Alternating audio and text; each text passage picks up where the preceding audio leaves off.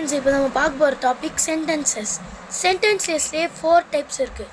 Declarative sentence, interrogative sentence, imperative sentence, exclamatory sentence.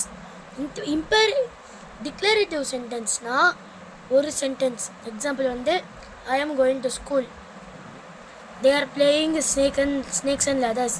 Next interrogative சென்டென்ஸ்னால் ஒரு கேள்வி. Where is the boy who was playing tennis? இது வந்து ஈஸியாகவே சொல்கிறேன். who is your father?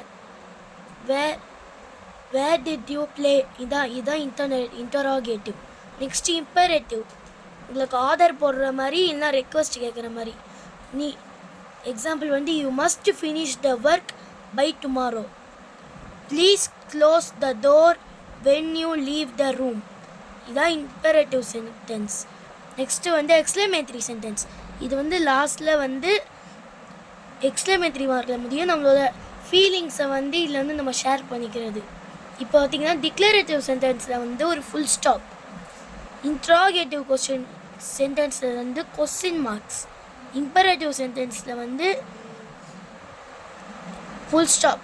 Exclamatory sentence exclamatory mark. டிக்ளரேட்டிவில் சப்ஜெக்ட்னா ஒரு பொருள்.